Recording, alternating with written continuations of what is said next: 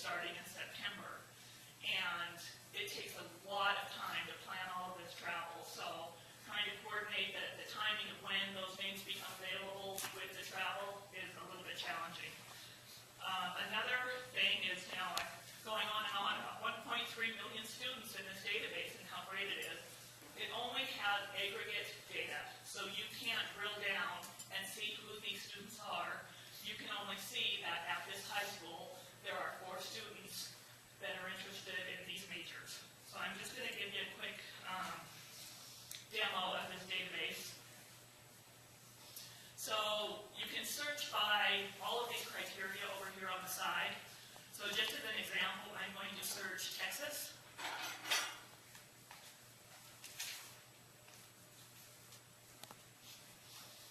I'm going to search any student that is interested in engineering. I'll look for anybody that has a high school GPA of 2.5 to 4.0.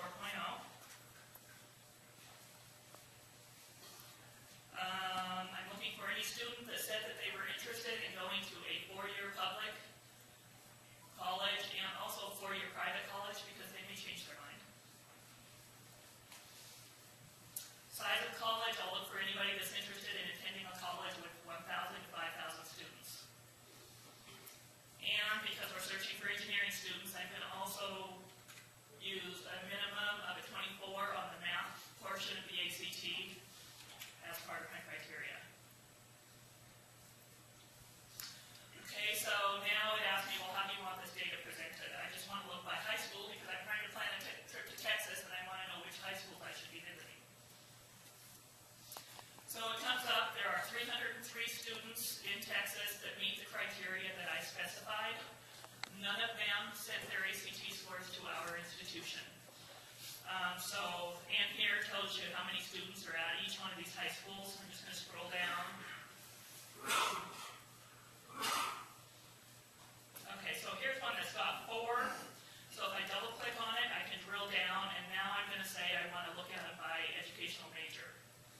So at this high school in Texas, there are 4 students that are interested in our majors. 1 is interested in general engineering, 1 is interested in computer engineering, and 2 are interested in mechanical engineering.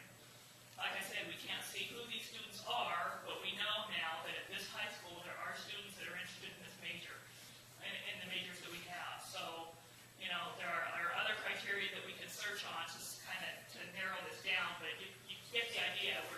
We're not traveling somewhere because somebody said, you know, you should totally go to some school that nobody's ever heard of in Idaho. We're actually going places where we know that there are students there that are interested in our programs. So that's one of the new things that we have done this year. So, Kathy, you could pick in a high school, you not constrain anything else, but ask how many engineering majors were there using this database, so they would come back and say, or people interested to come back and say there are this many that are interested in engineering again. So, is that right? I'm sorry, say that. Could you take Ennis High School down the road here and get out of this just how many kids in that high school are interested in engineering without constraining it in other ways? If you didn't use a state, or you could. Well, yes, state Montana. Right. So you could. The way you just use whatever criteria. So if you wanted any student in Montana that was interested in engineering, then you can identify, drill down by high school and see. Yeah, I can see it. Okay, so CapEx is a mutually selected college search website for prospective students. So what that means is we have told CapEx what majors we have, what our admission criteria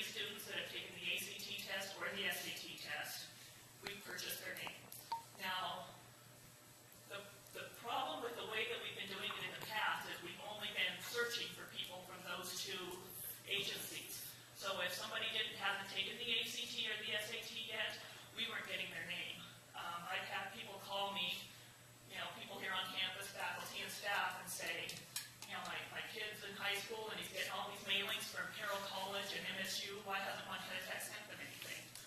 Well, like I said, my son is now a junior in high school, and I experienced the same thing this year, and it was infuriating. My son of the registrar of an engineering college, getting mailings from Carroll College, the Milwaukee School of Engineering, MSU, Rocky Mountain College, all of these other schools, but Montana Tech was blind to him because we only purchased names from ACT or SAT, and at that time he had not yet taken the ACT. So another thing that was wrong with the way that we were doing it in the past is the criteria that was being used to purchase these names was basically anybody that's interested in engineering that's from Montana or Louis State. Well, we got a lot more than just engineering here, and we need to be targeting different groups of students rather than just engineering. In the past couple of years, we purchased fewer than 3,500 names from just these two agencies. What we've done in the past is we buy all of these names and then we send them a mailing. I believe it consisted of a letter, a periodic table, and a contact card. So we buy a couple thousand names, send them all this mailing, and then if they fill out the contact card and send it back, then we add them to our system as a recruit, put them on our communication plan, and start sending them additional mailings. So if they didn't fill out that contact card, they only heard from us that one time. Something that one of the new things that we're doing, I've already mentioned, is that we are coordinating our name live with our travel. So we're buying names of students that meet criteria that we want them to meet that are going to be in areas that we're traveling to so that we can invite them to come and see us.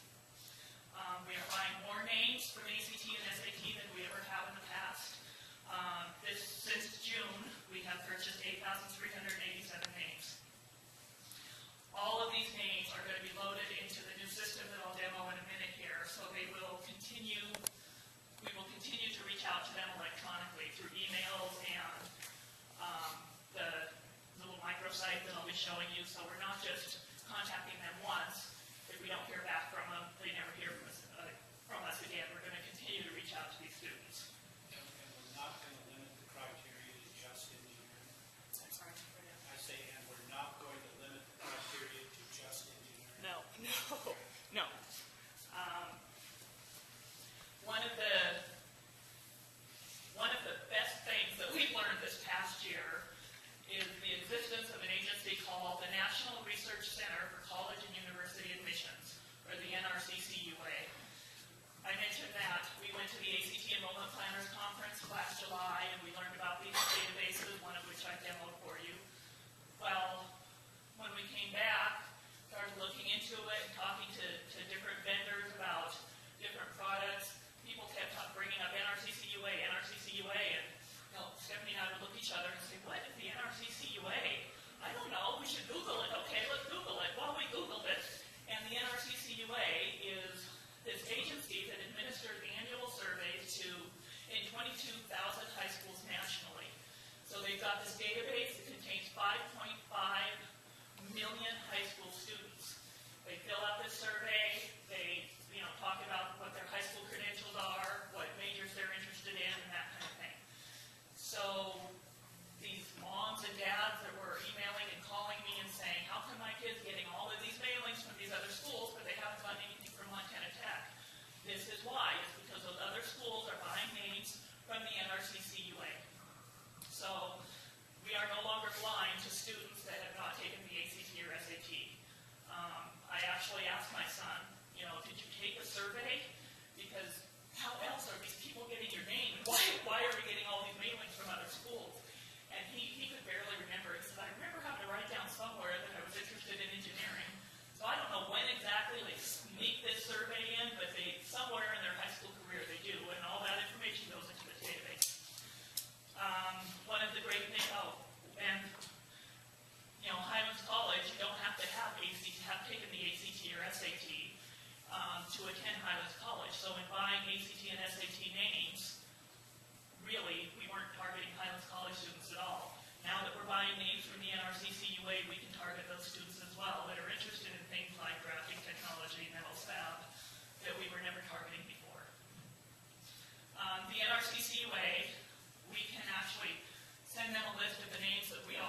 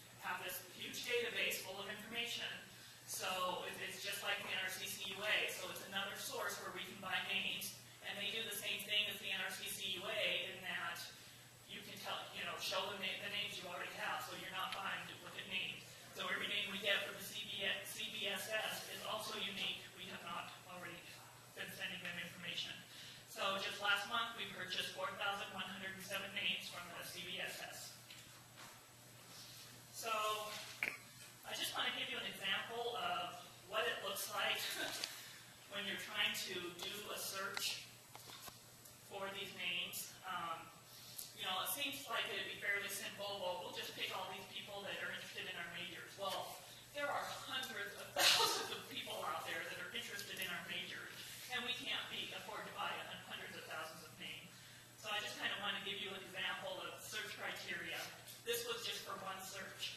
So we looked for people that were sophomores and juniors. Again, we're reaching out to people that we haven't reached out to before. We didn't have a lot of connection with sophomores in the past. You have to indicate what majors you're interested in. You have to indicate what test scores that you're interested in, whether or not you want them to have email and the mailing addresses or just emails, GPA, what type of college the student indicated they were interested in, whether it's private or public, what size school, what size city or town that they're interested in moving to for college, in a state bordering line, beyond state bordering. I mean, you can see there's just all of these criteria. So there really is an art to doing these searches, and I'm sure glad I don't have to do it. Stephanie has been doing all of these searches, and she has done an extraordinary amount of research to make sure that we're identifying the right people. So.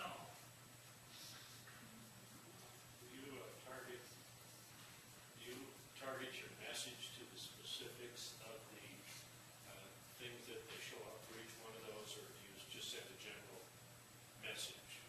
It will be targeted, and we're going to be demonstrating that in just a minute, what it looks like.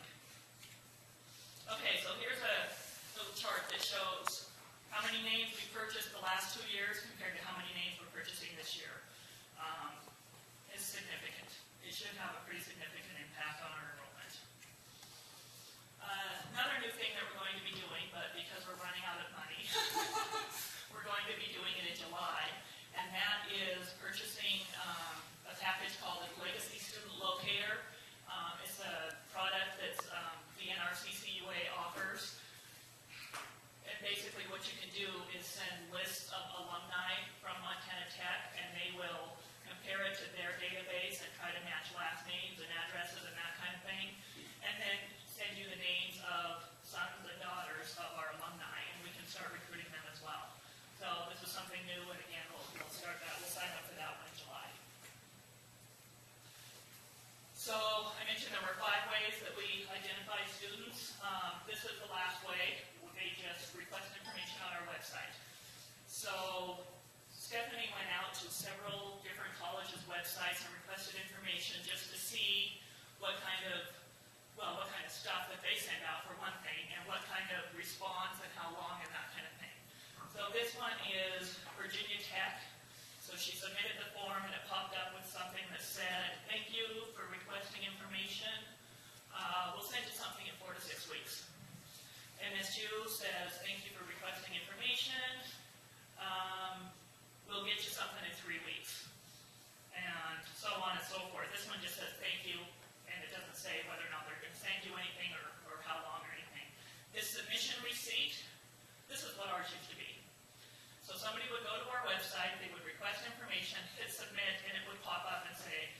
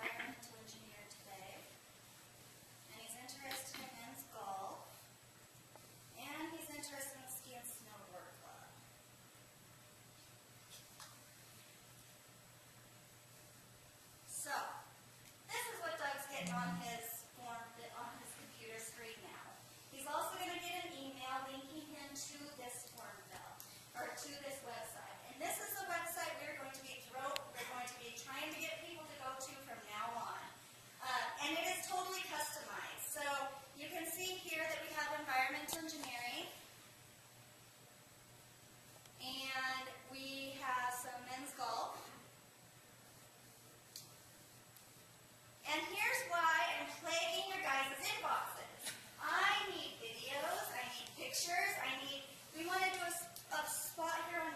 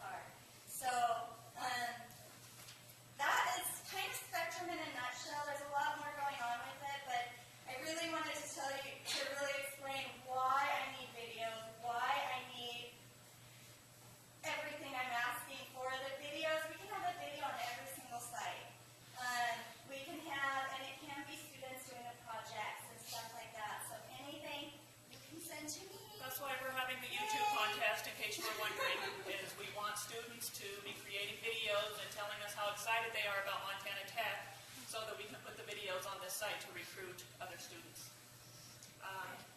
Just a couple things I want to add is, part of this private social network is we're trying to increase our applicant to enroll yield. Just because a student applies doesn't mean they're actually going to attend Montana Tech. By meeting and talking to other students that have applied to Montana Tech and getting more excited about it, they're more likely to enroll. There's also been studies that have shown that students that feel a more personal connection to the campus are more likely to stick around. So I'm anxious to see if we retain more students this way, because we have students that don't know each other. We've got one guy on here from India that is making friends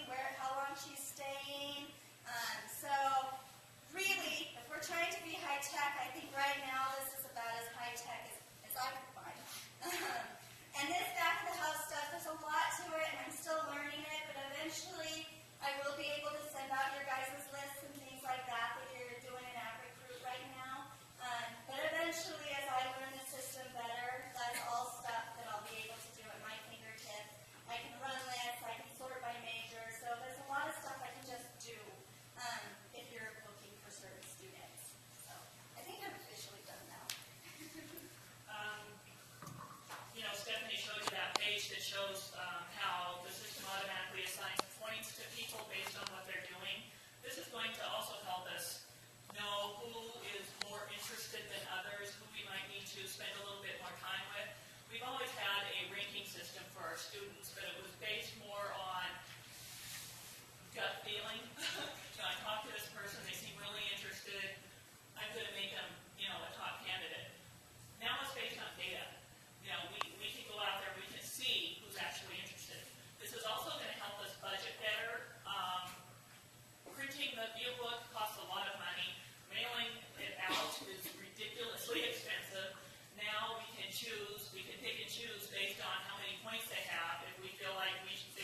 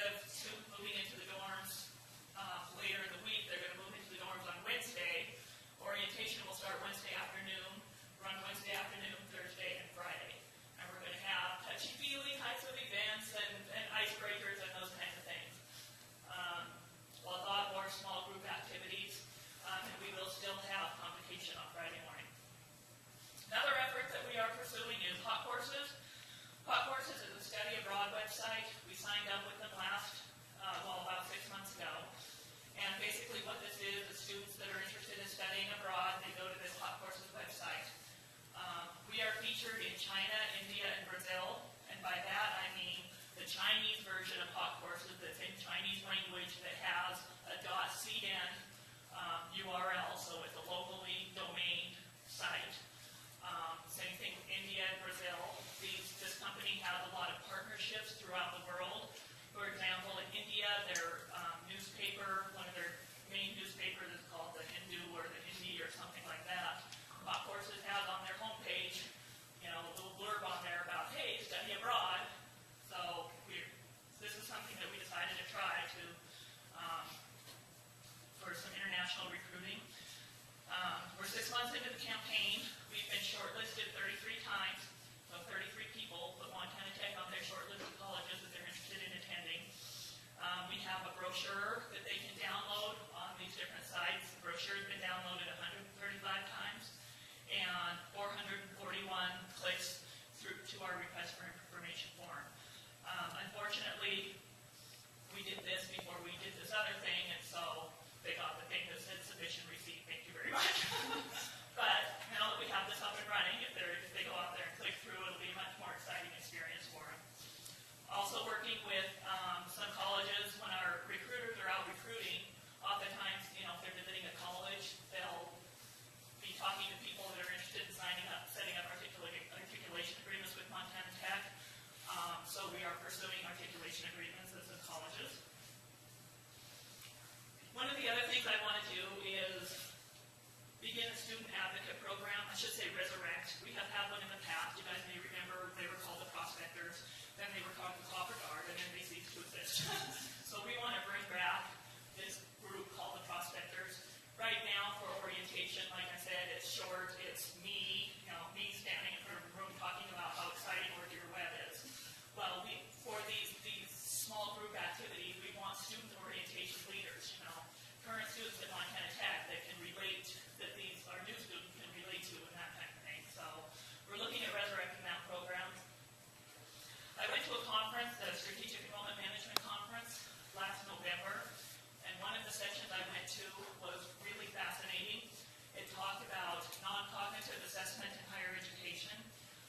So basically what schools are doing is they are administering a questionnaire to their new incoming class, and there's a whole scoring model for this questionnaire, but you can identify students that may be at risk, not academically, but in non-cognitive factors like community. Maybe they don't relate well to others. Leadership, there are 8, I can't remember them off the top of my head because I'm a little bit nervous right now, but there are all of these non-cognitive factors, and we can identify what students might be at risk for not staying in Montana Tech. So one of the things that I would like to make as part of the student advocate program is a student mentoring.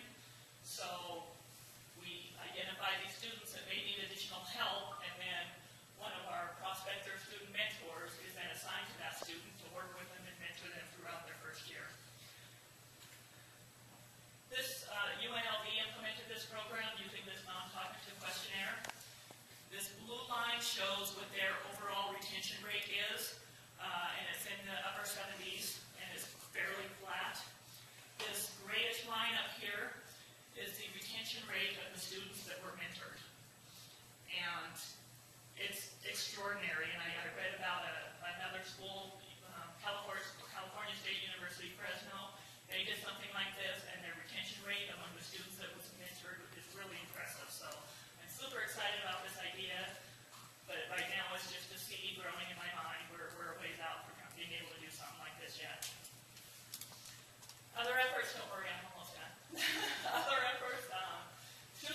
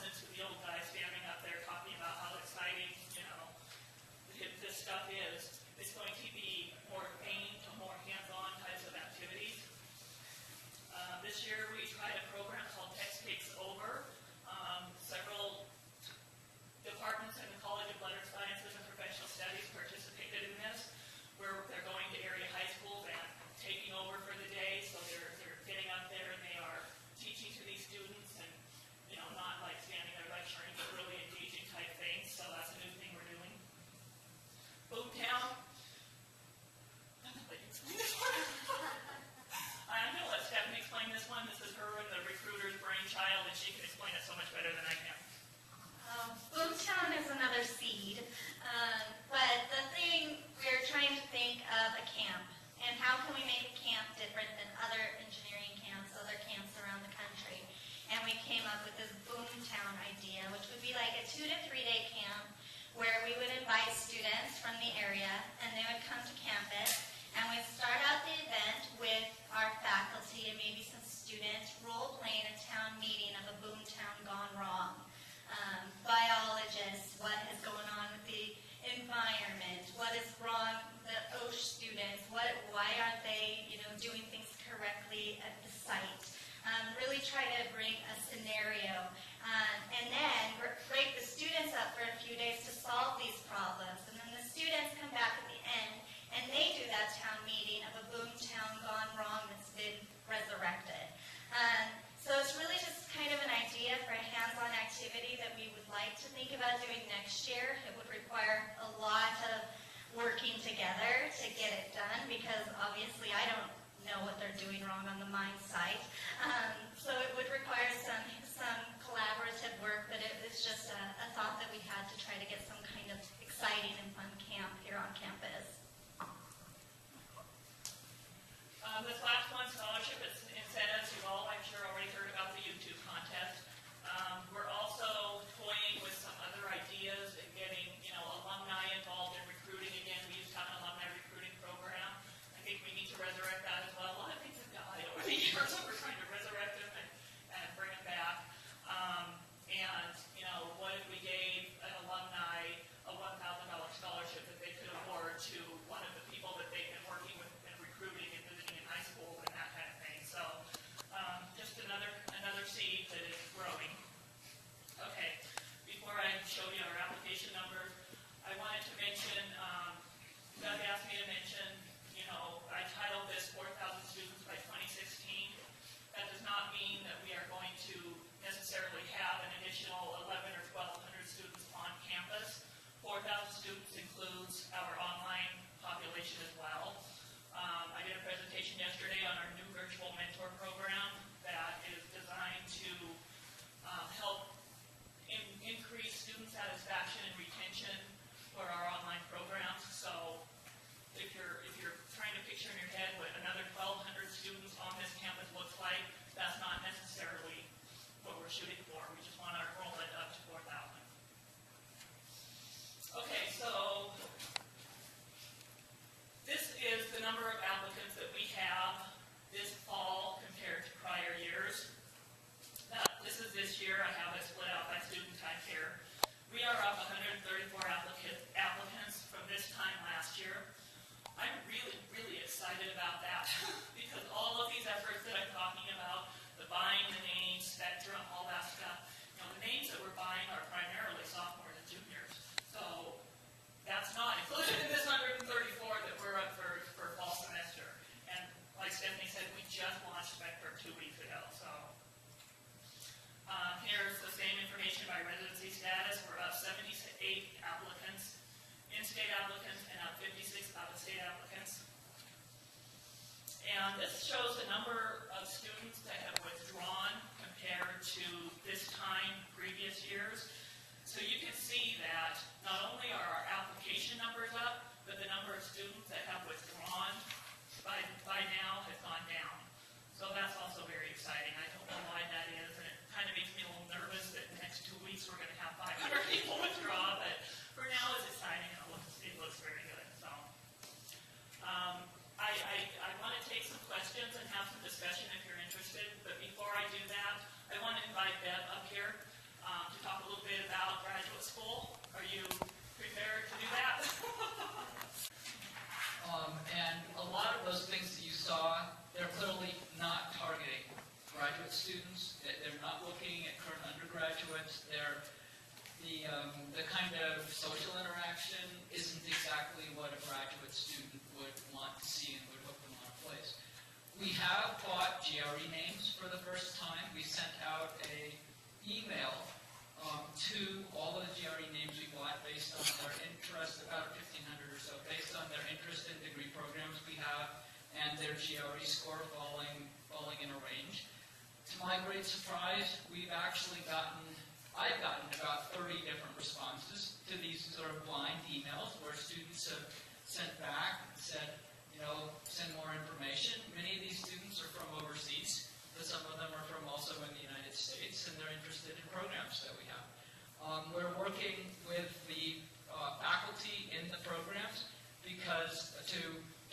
upgrade, and this is getting started slowly this year, to upgrade the outreach that goes on in professional meetings where undergraduate students might be there giving posters or talks, and many of them might be interested in graduate school, and also where you want the faculty who are active in those disciplines to know that you've got a graduate program here that their students might be interested in.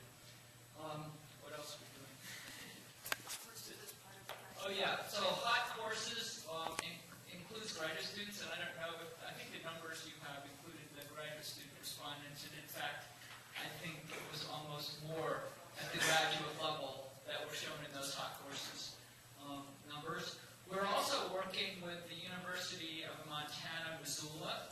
They're reactivating their English as a second language, their program, and they're creating a master's bridge. So if there's an international student who falls a bit short of being qualified for graduate study, either at or here, on the basis of their TOEFL or IELTS English score, those students' application files would be sent to the program that they're interested in with the question of whether that student is qualified for conditional admission. This is actually a pretty important strategy because you can look, does the student have the undergraduate degree that you're needing for the student to succeed at the graduate level? We know they're a little short on the English, but you can specify in the conditions that you put on their conditional admission. For example, you can say, let's say they're interested in, I don't know, geological engineering. You can specify that that student needs to take this particular junior or senior undergraduate course, as well as work on their English, so that while they're in this 1 or 2 semester master's bridge program, really hitting the books hard and working with the English tutors at and we're talking about having that possible online so the students would be resident here. Those students, you'd be getting experience with those students in our prerequisite undergraduate course at the upper division level, and you could specify to have to complete those courses with a B or better, or whatever you want, and if they do what they need to do on the English, on the GRE score, whatever your criteria are, and these courses, then you'd be in a position to admit them the following semester or the following year. So that it puts them on it connects them with Montana Tech, and it puts them on a path where they can see admission. Now, many countries or philanthropic groups are actually supporting students from those countries to go to graduate school in the United States or in some cases in Western Europe. So the students typically have money, the ones who are coming in through this pathway. And that's good too, because they don't become an additional headache on the financial side, and they bring a experience base, culture base, a world they've been working in which would complement that many of the existing students bring. We are open to other ideas that you have about how to attract more students here. The graduate level, when it's thesis intensive, we also have an issue of the capacity of the program. How many students can it have? And there are other opportunities at the graduate level which are being jumped on, though a bit slowly. We have a lot of expertise in disciplines where either short courses that companies would pay for or generic type courses in areas that were export. If they were available online, there would be a lot of people who wanted to take them because they need them for their professional advancement. Yes? I was just curious if the possibility of doing like a master's in engineering coursework based, and then having students get called up into a thesis route is a possibility. It might open up some capacity. There are a lot of ideas that one can talk about there. That's surely one. I think that's going to happen at the department level, and this is probably not the room that we're going to solve that problem, but there are other kinds of strategies too. The 5-year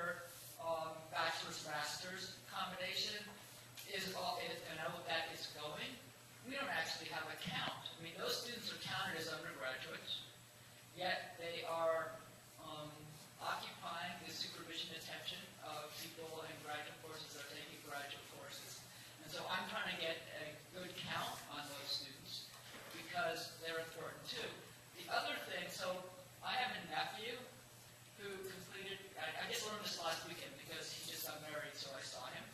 He apparently just completed a year ago a bachelor's degree in mechanical engineering at Stanford.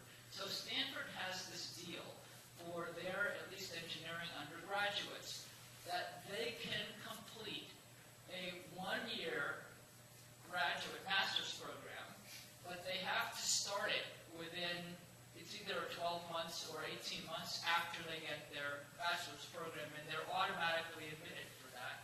I think it's not a thesis master's, it's a project master's. And so he left, he went out and worked for a company for a year, and this year he's back in school in his one-year master's program.